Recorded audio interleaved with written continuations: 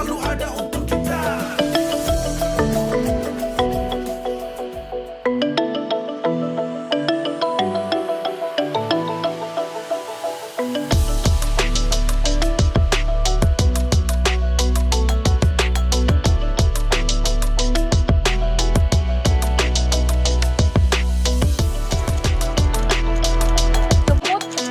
Adalah binatang kecil yang mungkin tidak pernah kita perkirakan bahwa bisa membangun bangunan sebesar ini. Kalau semut sini, maka tidak ada arti. Tapi ketika dia bertemu dengan semut yang lain, 2 semut, 3 semut, 4 semut, 5 semut, bahkan beribu berjuta semut, jadilah sarang semut yang sebesar ini. Dan supaya tahu, dia bisa bertambah lebih besar sesuai dengan tekad semut membangun ini seperti apa. So, kalau semut saja bisa membangun seperti ini dengan kerjasama yang bagus, bagaimana dengan kita manusia?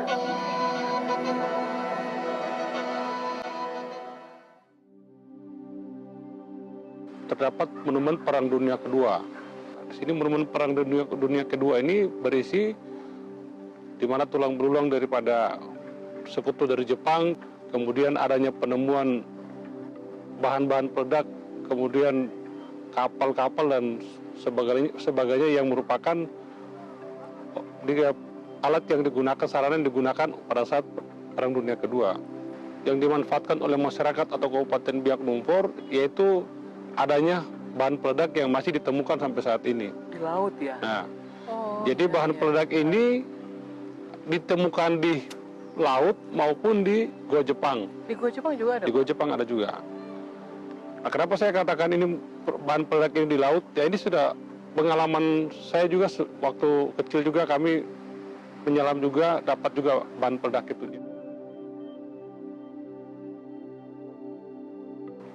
Masyarakat dia mudah untuk mendapatkan bahan peledak untuk melakukan pemboman ikan, yaitu salah satunya adalah mereka memanfaatkan peninggalan dari pesawat tempur, kemudian dari bahan-bahan peledak atau bom yang masih aktif di Gua Jepang yang mereka ambil, kemudian mereka keluarkan belerang atau misiunya itu kemudian dimanfaatkan atau digunakan untuk bahan peledak untuk mencari ikan.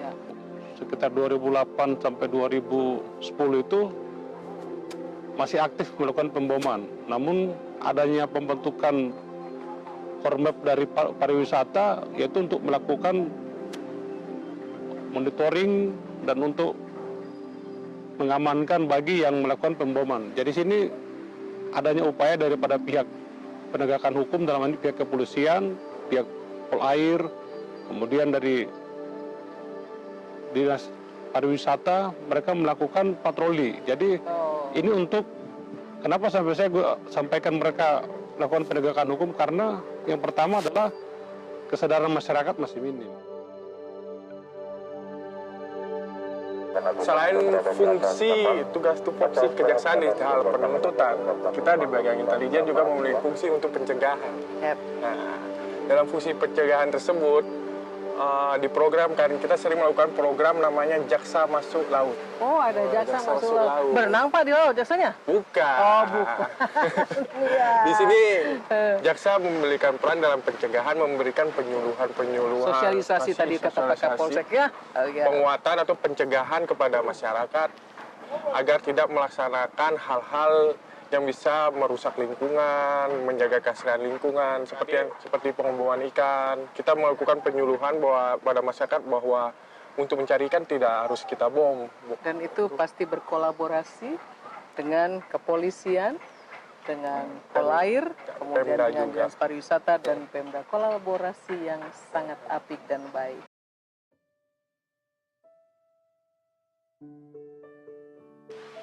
Jadi Bapak, nanti ada tim dari Puspenkum Kejaksaan Agung, nanti mereka ada datang melakukan pertemuan dengan Bapak berdua, nanti ada yang mungkin ditanyakan, jadi ini terkait dengan kegiatan lingkungan hidup, segala macam. Jadi apa yang menjadi pengetahuan daripada Bapak mereka berdua, nanti tolong disampaikan, menjadi pengalaman, kemudian apa yang menjadi pengetahuan daripada Bapak dorang nanti tolong dibantu ibu dari Puspenkum.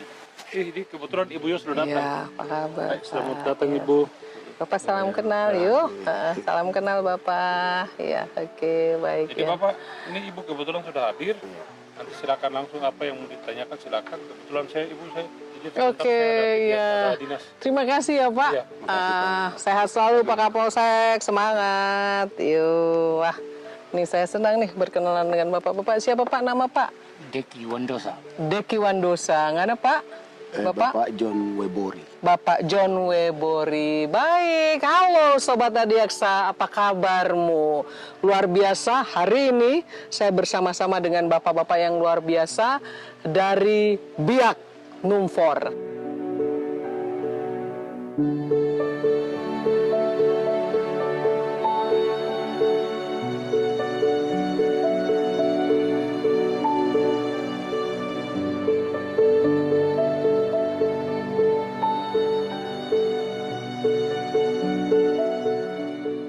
Apa yang sebenarnya merubah waktu itu dari nelayan Bapak menjadi supir taksi? Boleh dong cerita kenapa Pak waktu itu?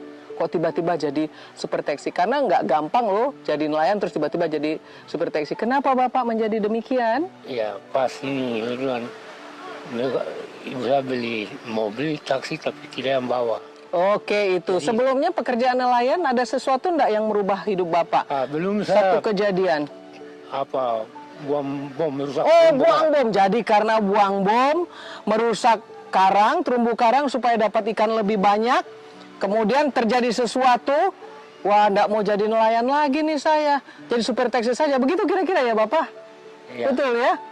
Boleh saya lihat apa yang merupakan bukti bahwa Bapak kemudian merubah? Boleh izin tangan Bapak ya? Oh, ini akibat dari bom pada waktu itu. Bagaimana ceritanya itu, Bapak? Kok bisa kena tangan bom? Saya buang bom tidak meledak di dasar laut. Oke, Jadi saya mau bawa kembali, Yo. cabut itu peledaknya. Oh, terus Terus terlambat. cabut ini bukan di dalam, sudah keluar dari obatnya. Kalau masih dalam mungkin saya hancur. Enggak apa-apa. Oh, kalau masih di dalam malah hancur. Hancur. Ini sudah keluar. Dia punya peledaknya, saya di luar, saya pegang baru cabut sumbunya. Jadi kena tangan. Iya. Aduh, luar biasa itu. Ya, sepadan tidak dengan hasil ikannya. Tidak ya, Pak? Pergi obat tangan dengan hasil menjual ikan nggak sama ya? Lebih besar biaya untuk pergi obat tangan. Bener nggak, Pak? Iya, oke. Nah, sekarang kalau Bapak nih, Pak John nih. Nah, Pak John, Bapak saya maaf, saya juga melihat Bapak ada sesuatu yang tidak sempurna. Kalau sekarang Bapak apa nih pekerjaannya? Masih nelayan. Masih nelayan. Nah, ini apa? Nelayan yang mana nih? Nelayan yang pakai bom seperti Pak Deki atau Nah, sekarang sudah tidak pakai gunakan bahan peledak lagi. Oh, kalau waktu pakai bahan peledak bagaimana nih cerita Bapak? Izin Bapak. Begini, pertama kami nelayan tradisional yang ada di pinggir Pantai Biak ini, Iya. kami biasanya mancing cuma hasilnya tidak seberapa, paling dapat 1 tali atau 2 tali, Iya. jual untuk keperluan keluarga. Oke. Tapi karena tidak cukup, akhirnya kami gunakan bahan peledak. Oh, kalau menggunakan bahan peledak, ikannya banyak yang mati. Banyak Dapat. dapat ya. Oh, nah, ikan-ikan yang mati-mati itu di sekitar terumbu karang. Iya betul Bu. Oh, di dekat terumbu karang. Nah, kalau waktu Bapak ngebom ikannya, terumbu karang apakah ikut juga rusak? Hancur. Hancur ya? Iya. Aduh, sayang ya. Berapa lama sih Bapak melakukan pengeboman itu? Sudah bertahun-tahun, berpuluh tahun, bertahun-tahun, berpuluh tahun. Bertahun-tahun. Tidak ada yang larang atau bomnya sembunyi-sembunyi nih. Iya. Betul Bu. Hah? Bomnya sembunyi-sembunyi. Kami sudah ditegur sama yang berwajib, Iya. tapi kami tetap lakukan itu karena kebutuhan keluarga. Kebutuhan keluarga. Pernah coba tidak untuk melakukan penangkapan ikan dengan cara yang lain, tapi memang tidak merusak terumbu karang, tidak juga kalau kita bom Pak, ikan yang kecil juga ikut kebom loh ya. Semua. Ya, semua biota laut jadi rusak ya. Betul. Nah, kalau cara lain pernah coba enggak Pak? Misalnya pakai pukat ya, bisa ya Pak? Iya. Pukat atau apa? Ini kan pancing ya biasanya. Atau apa cara yang lain lagi yang bisa? Selain bom loh, sekarang Bapak pakai apa nih? begitu kami sadar bahwa kami sudah bikin rusak kami sendiri, apalagi terumbu karang. Terus sekarang kami sudah gunakan jaring dengan nilon. Oh, jaring dengan nilon adalah solusi ya Pak ya, pemecah masalah supaya ikan dapat agak banyak deh gitu ya. Jangan cuma sedikit aja. Berarti Bapak tetap berjuang untuk jadi nelayan. Sedangkan Pak Deki jadi jadi supir saja ya Pak. Ya ternyata kan memang Tuhan kasih berkat dari tempat yang berbeda-beda.